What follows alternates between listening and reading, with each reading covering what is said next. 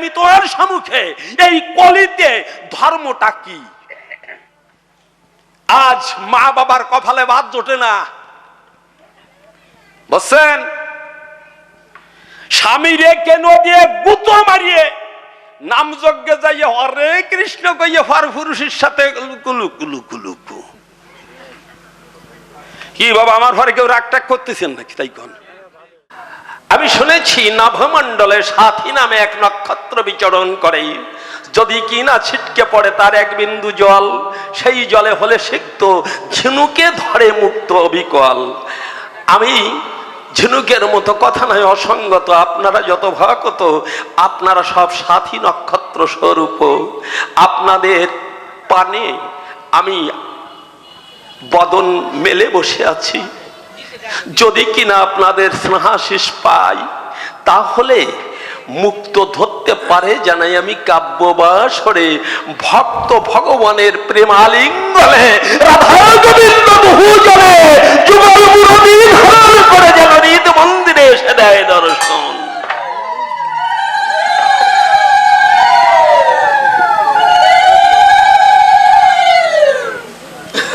এবার মানস সরকার নাম বাদ দিয়ে জানাই আমি আপনাদের কাছে কহিয়া শ্যামানন্দ পরিব্রাজকের ভূমিকায় গিয়ে আমি করব অভিনয় সাধন।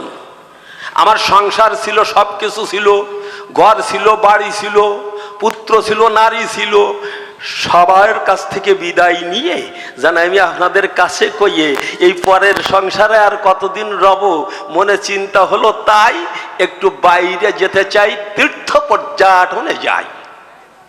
এই ভাব নিয়ে অন্তরে জানাই আমি আপনাদের ধারে বিভিন্ন তীর্থক্ষেত্রে যাই, কিন্তু আমি দেখতে পাই এখানে কোনো ধর্ম নাই।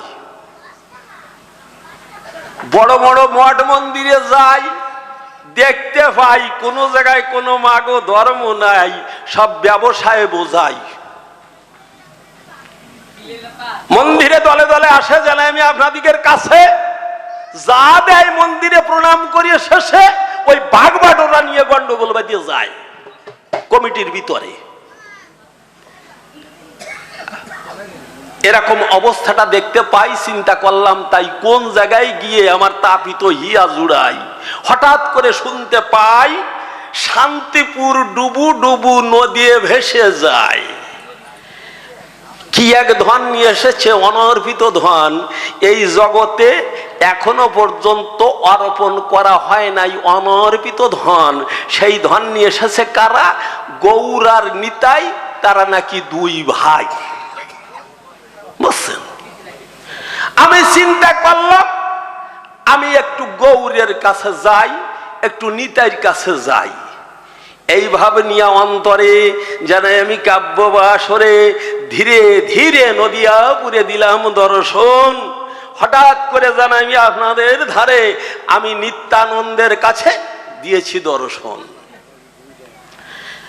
আমি বলছি তাই তুমি নাকি প্রেমের ভাই নিতাই, আমার কথা নাও, তোমাকে দেখিতে বাসনা আছে চিতে, তাই তোমাকে একবার দেখিবারে চাই। নিতাই নিতাই বলে যখন ডাক দিয়েছি জানাই আমি আপনাদিগের কাছাকাছি, নিত্যানন্দ এসে দাঁড়িয়েছে আমার পাশে। আমি দেখলাম তখন তাই কি দেখলাম, নিত্যানন্দর কপালে একটা কাটা দাগ আছে না? এই কাটা দাগ কিসের আপনারা জানেন সবে, তবু বলতে হবে। সরকার রয়েছি না, পয়সা দিয়ে আনছেন তাই না? আরে কইতেই হবে। শোনেন, একটা কথা না কইয়ে পারতেছি না। এই কীর্তনের আগে গৌরচন্দ্রিকা হয় না? গৌরচন্দ্রিকা কারে কয় তো বোঝেন? ওই দুইজন মানে যারা খোল বাজায় ওরা খালি নাচানাচি করে, আর ওরা দুই এক ফিরে দুটোটা কথা কয় আর জম্মের নাচা নাচে, এরে কয় গৌরচন্দ্রিকা। মানে কিছু বোঝা যায় না, খালি আবল তাবল আবল তাবল, তাই না?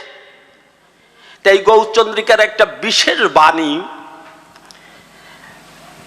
এসো গৌরাঙ্গ, একটু কইল তো, এরপরে জম্মের বাজান জম্মের বাজান।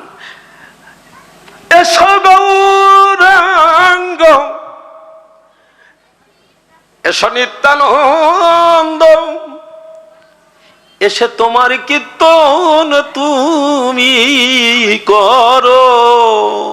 তাকতে রেখে তাকতে রেখে তাকতে রেখে তাক তাক ধুন ধুন ধুন কইয়ে এত গন্ডগোল, এত ঢোল, এত খোল, ওই বল বোঝার কোনো সাধ্য নাই। তা কীর্তন গায়ে দিচ্ছে কারা জানেন?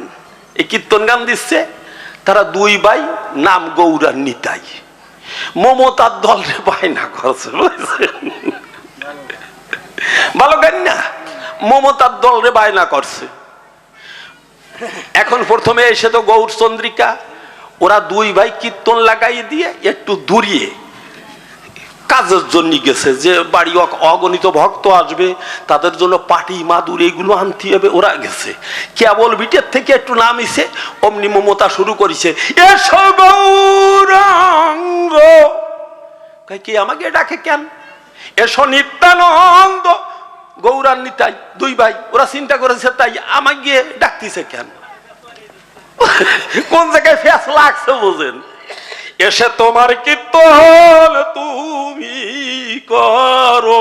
ওরা ওই জায়গাতে চেঁচাই ওঠেছে, এই আমাদের কীর্তন যদি আমরা গাবো তাহলে তোর গিয়ে বায়না দিয়ে আনছি কেন? আমরা কীর্তন জাহানি না। ওরা দুই ভাই এসে কাশি নিয়ে পড়ছে, এই তোরা কীর্তন জানিস না, তা বায়না ধরছিস কেন? কি তাই না?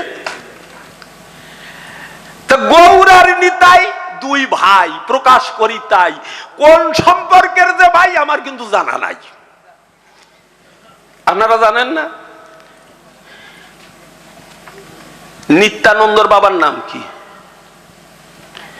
শোনেন, কবি গান শুনবেন, বসবেন, আর চার দোকানে যে কবেন যে গান ভালো হয় নাই। ভালো করে যদি একবার শোনা যায় তাহলে গান ভালো হয়, আর যদি এইখানে অল্প ওইখানে অল্প, রাস্তাঘাটে আর অল্প, বাবা গানের স্বল্পতা হয়ে যাবে। তাই হারাই পণ্ডিতের ছেলে কুবের,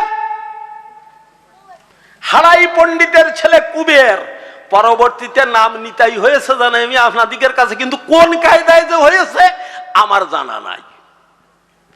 যাক, ও নিজে জানে কিনা আমি জানি না, ও প্রশ্ন দিয়ে আমার দরকার নাই। আমি দেখলাম তাই নিত্যানন্দের একটা কপালে কাটা চিহ্ন। বাবা, এ কাটা চিহ্ন কিসের তা তোমরা জানো না? বাবা তোমরা জানো না? হ্যাঁ, কলসির কাটার আঘাত।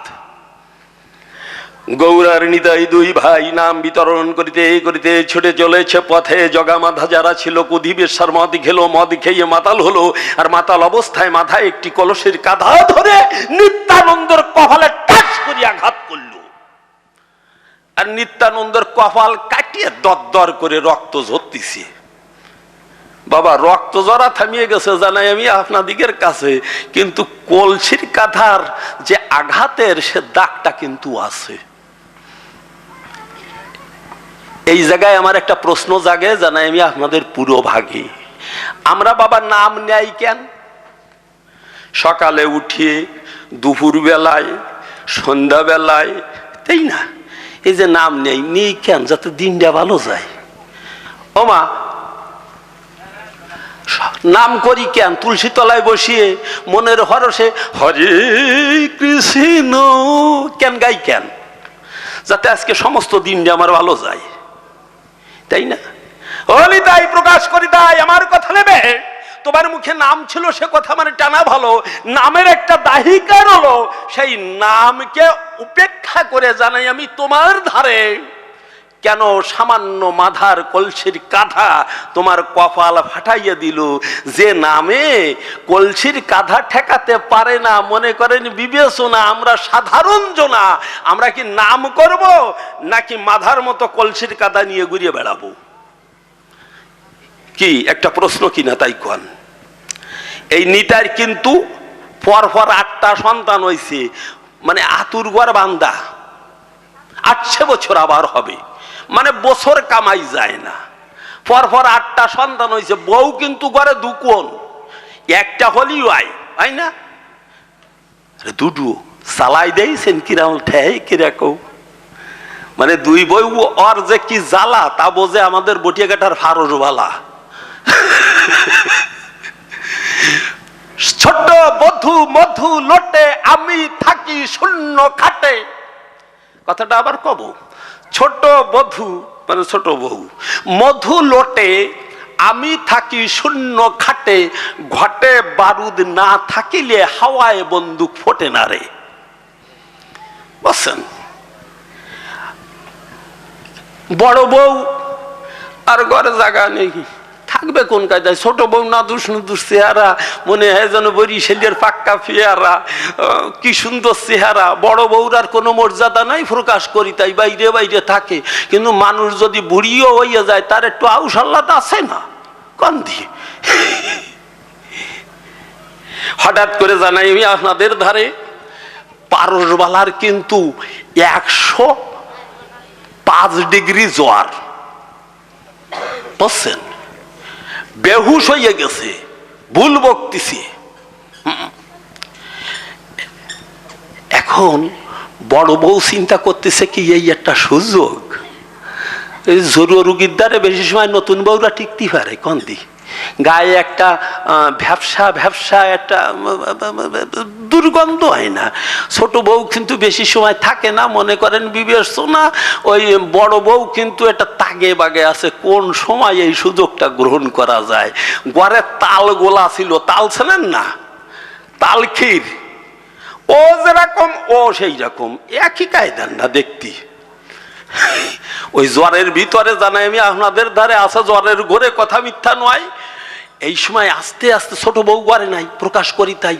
বড় বউ এক আতা তাল লিয়া আস্তে আস্তে ঘরে গিয়া পারসবালার কাছা খুলিয়া কাছার পরলে পরলে তাল লেপে দিচ্ছে, পরলে পরলে। একটু পরে জানাই আমি আপনাদের ধারে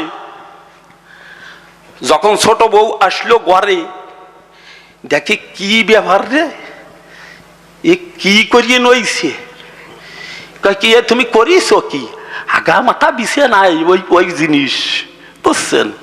কিন্তু মূল্য তো তাল, ও তাল দিলাম বুড়োর সাথে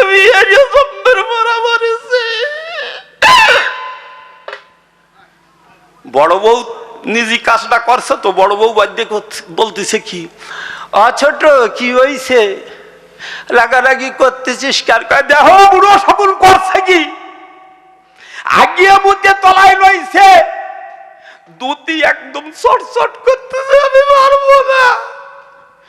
বড় বউ বলতেছে কি, এই স্বামীর পায়খানা অমৃতের সমান, স্বামীর পায়খানা অমৃতের সমান, তুই বউ না?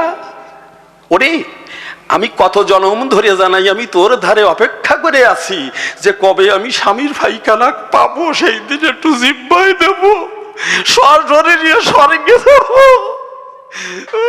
কই কই তুমি নাকি পায়খানা করছো, কই? পারসবালা কিন্তু তাকাইয়ে তাকাইয়ে দেখতেছে। বড় বউ আস্তে আস্তে ঘরে ঢুকিয়ে নিজের হাতে তাল দেওয়া, ওর তো আর কোনো জানা আছে। আস্তে আস্তে ওই তাল খুঁচিয়ে খুঁচিয়ে জিব্বার ভরে দিচ্ছে, খুঁচিয়ে বা বা সশরীরে আমি বৈকুণ্ঠে যাচ্ছি। ছোট বউ কাকে যাও তুমি বৈকুণ্ঠে যাও, আমি ঘরের বার হইয়া যাচ্ছি। বড় বউ ওইটাই তো চাচ্ছে। তা বাবা দুই বউ আছে কি জ্বালা তা বোঝে আমাদের অঞ্চলের বটিয়াঘাটার ফারসওয়ালা, এ যে কি জ্বালা। কিন্তু এই কর্তা দুকন তরি বাইয়ে যাচ্ছে, বছর বছর সন্তান হচ্ছে, তবুও লোকে ভক্তরা যারা তারা কিন্তু নিত্যানন্দকে পূর্ণ কুম্ভ মানে বরা কলস কয়। কুম্ভ মানে কলস, পূর্ণ মানে বরা, বরা কলস কয়। প্রশ্ন আমার এই জায়গায়, আমার কথা নাও, বছরে বছরে সন্তান হয়, এই সন্তান তো আর খালি খালি হয় না। এই পাত্র যদি খালি না হয়, জানাই আমি কাব্য সবাই সন্তানকে হাত কথা লাগিয়ে হয়। কালকে একটু ফাঁকা পাইয়ে কত জন্মের নাচা নাচেছে, আজকে তোর নাচ আমি দেখাই দেবো। এই সন্তান কি খালি খালি হয়? পিতৃধনের হলে খরণ, জানে আমি আপনাদের সদন, আমাকে ত্যাগ করে জানে আমি আপনাদের ধারে। আমার স্ত্রী যখন আমার পিতৃধনকে গ্রহণ করে তখন কিন্তু সন্তান হয়। আমি যদি না মরি আপনাদের কাছে প্রকাশ করি, আমি কি আমার স্ত্রীর গর্ভে সন্তান দিতে পারি? বছরে বছরে যার মরণ ঘটে জানে আমি আপনাদের নিকটে, সে কোন কায়দায় কোন ভজনে সে পুণ্য কুম্ভ হয়, ও যেন সঠিকভাবে জবাব দেয় এই জায়গায়। ও মা, আমরা বিয়ে করি কেন? তোমরা কি শুনতিস? বিয়ে করি কি আউশের জ্বালায়? পুত্রার্থে ক্রিয়াতে ভাজ্যা, তাই না? পুত্রের নিমিত্তে বিয়ে করতে হয়। যখন পিতামাতা মারা যায় জানাইমি কাব্য সভায়, পুত্র যদি পিণ্ড না দেয় ওই পিতামাতা পুত নামক নরক যন্ত্রণা ভোগ করে। তাই বিয়ে করার পরে জানাই আমি আপনাদের ধারে, যদি পুত্র সন্তান না হয় বিচারে, বা কন্যাও যদি না হয় বিচারে, তার মুখ দেখলেও কি হয়? যাত্রা নষ্ট হয়ে যায়। কি ঠিক না? গৌর সুন্দর তোমার ভাই প্রকাশ করি, তাই প্রথমে লক্ষ্মীপ্রিয়ারে বিয়ে করে জানাই আমি আপনাদের দ্বারে, সন্তান দিতে পারে নাই, উদরে সাপের কামড়ে ভগবানের বউ মরে। দেখেন কলির ভগবান। এরপরে আউশের জ্বালায় আবার বিষ্ণুপ্রিয়াকে আনে ঘরে। 12 বছরের মেয়ে জানে আমি আপনাদের কাছে কইয়ে, 2 বছর পরে বিষ্ণুপ্রিয়াকে ত্যাগ করে গৌর সুন্দর সন্ন্যাস ধর্ম গ্রহণ করে। পুত্র সন্তান দিতে পারে নাই মানে কোনো কিছু দিতে পারে নাই, তা পারবি না, তা করলি কেন? এই যে বিষ্ণুপ্রিয়া ঘরে কেঁদেছে জানে আমি আপনাদিগের কাছে, নিমাই নিমাই বলে কেঁদেছে। সচী মাতা তার মা নিমাই নিমাই বলে কেঁদেছে। বিষ্ণুপ্রিয়া বারবার বলেছে, আমি যদি তোমাকে না পাই, ও বাবু শুনতেছেন তো, আমি যদি তোমাকে না পাই, তুমিও তোমার অনিন্দ সুন্দর কৃষ্ণ কানাই পাবে না, পাবে না, পাবে না। আমরা যারা সাধারণ মানুষ, আমরা কোন পথে যাব? আমরা কি নিত্যানন্দর পথে যাব?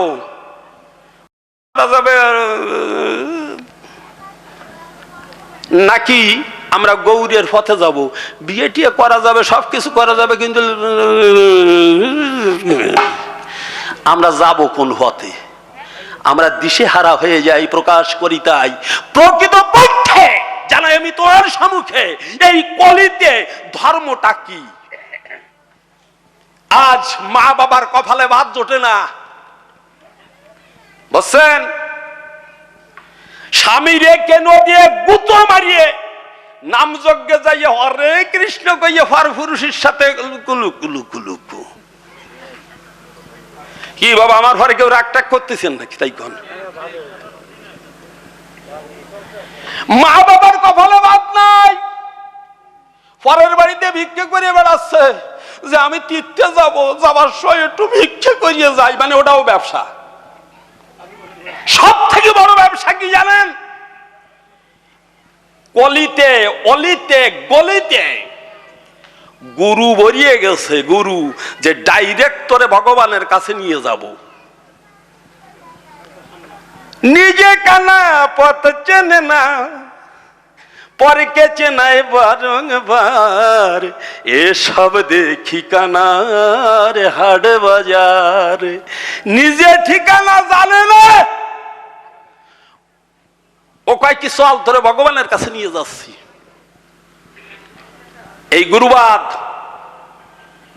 এমন একটা সময় ছিল, সে কথা আমার টানা ভালো, শিষ্যের বোঝা গুরুতে বহন করত। কি করত কিনা? আমি যে পথ ধরে চলেছি জানাই আমি আপনাদিগের কাছাকাছি, আমি মাতৃপথ ধরে চলেছি। রামকৃষ্ণ পরমহংস ছিল, সে কথা আমার টানা ভালো। গিরিশের ক্যান্সার শিষ্য, গিরিশের ক্যান্সার নিজের কণ্ঠে ধারণ করে সে মরণ তার ঘটেছিল, তাই না?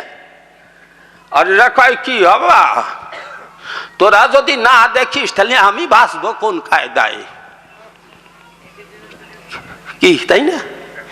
বাড়ি একটা পথ আবিষ্কার করছে এই গুরু। অবশ্য এখানে যদি কোনো গুরু থাকেন, আমি সেই গুরুর কথা কই নিয়ে। আপনাদের ভিতরে যে সমস্ত গুরু আছে এরা সত্যি ভালো গুরু, বুঝছেন? হ্যাঁ, আমি কই আমার বটিয়া কাঠার গুরুর কথা, বুঝছেন না? এই কথার এই জায়গার কথা কই আমি কি গুতন খাবো নাকি? তাই কন, আমি গুতন খাবো না। এই বর্তমানে জানাই আমি তোমার সন্নিধানে গুরুর এই ভাষাটা ইয়াসলা থাকে না, ইয়াসলা, ওই ইয়াসলার ভিতরে ছোট ছোট কয়টা কলকে, আর এক পাশে সোফা টোফা ফাঁকা নিয়ে থাকে, আর এক পাশে ওই যে গাজার টোপলা। এই করতে পারলি ভোলা গুরু, সে গুরু গুরু হয়ে গেছে। কি যে অনাশা শুরু হয়েছে দাদু। ওই আমাকে ওই জায়গায় সোয়াদেব নামে একটা লোক, ওই রকম এত বড় গুরু ভক্তি, মারাত্মক গুরু ভক্তি। ওই গুরুদেব এসে কয় কি, মানে ওই সোয়াদেবের কিন্তু একটা বালবিধ হবা মেয়ে আছে, মানে বাল্যকালে বিয়ে দিয়েছিল, তা স্বামী মরিয়ে গেল, বিধবা হলো, বালবিধ হবা মেয়ে আছে। ওই গুরুদেবের প্রথমে এসে কিন্তু আমাদের অঞ্চলের ঘটনা কিন্তু, বুঝছেন, গুরুদেবের প্রথমে এসেই কিন্তু শিষ্যের মাইয়ের দিক চোখ পড়ছে। সহদেব থাকলে ওগুলোর দরকার নাই, কারণ এখনো অনেক দিন বাঁচার ইচ্ছে আছে। তাই সহাদেবের দাদা কথা শুনেন, আমার গল্প শুনেন। সহাদেবের মেয়ে বালবিধ হবা, বিয়ে দেওয়ার পরে স্বামী গেছে মরিয়ে, বুঝছেন, নাদুস নুদুস চেহারা, বরিশালের পাকা পেয়ারা। গুরুদেবের যে ভাব দ্বারা আসে কিন্তু খালি ওই শিষ্যের মাইয়ের দিক চায়, লেকুস করিয়ে পড়িছে, তাকাইয়েই রইছে। কয় কি সহদেব এটা কে? তো বলছে আমার মেয়ে, তোমার নাতনি, ওরে বিয়ে দিয়েছিলাম, ওর স্বামী মারা গেছে, এখন ওই সাদা কাপড় পরিয়ে আমার ঘরে আছে।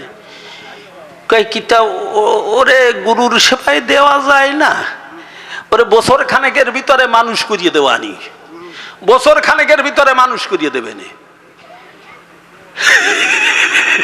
শিষ্যের কাছ থেকে নিয়ে গেল, সে কথা টানা বলো, বছর খানেক পরে ফিরে এলো, কিন্তু কোলে ছোট্ট একটা মানুষ। কয় কি তুই গেলি একা একা, দিলি আবার কোন ধোকা, তোর কোলে যে ছোট্ট খোকা। কয় কি তুমি ওই গুরু, তোমার গুরুর কাছে ফাটাইলে না মানুষ করার দন্নি, তাই এই মানুষ বানাইয়ে দিছে। বর্তমানে এই গুরু ব্যবসা, এই যে গুরু ব্যবসা, নিজে চিনবে না, জানবে না, শুনবে না, বুঝছেন? কালী পুজোরও যে মন্তর, শ্রাদ্ধরও সেই মন্তর, বিয়েরও সেই মন্তর, একই মন্তর, গুরু ছাড়া গুরু একই মন্ত্র জানে, ওং রিং ক্লিং ফুট্টা সা, বুঝছেন? মানে অনেশ্বরং বিসর্গরং দিলেং সংস্কৃতং হয়ে যেতাং, অনেশ্বরের বিসর্গ খাটাইয়ে দিয়ে সংস্কৃত মন্ত্র বানাই দিচ্ছে, বুঝছেন? এই গুরুবাদ আমার কথা নাও। আমরা কি নিত্যানন্দর হতে যাব, মানে তোমার হতে যাব, নাকি তোমার ভাই গৌরঙ্গের হতে যাব? তাই কও। আর কলিকালে জানাই আমি তোমায় বলে, আমার কাছে বলো খুলিয়ে, প্রকৃত কলিকালের ধর্মটা কি? আমরা কেউ কৃষ্ণ কই, কেউ রাম কই, কেউ শিব শিব কই, তাই না? কেউ পাগল পাগল কই, কেউ হরিচাঁদ গুরুচাঁদ তারক চাঁদ রূপচাঁদ পাগল চাঁদ, কত কি কই। আমাদের ধর্মটা কি? আমার বিচারে জানাই আমি তোমার ধারে, ধর্ম থেকে আমরা আছি অনেক দূরে, আমরা আচার অনুষ্ঠানে মেতে আছি। সেই কারণে আমাদের সন্তান যারা ভাত দিচ্ছে না, তারা অবজ্ঞায় পিতা মাতাকে তারা দূরে ফেলে দিচ্ছে।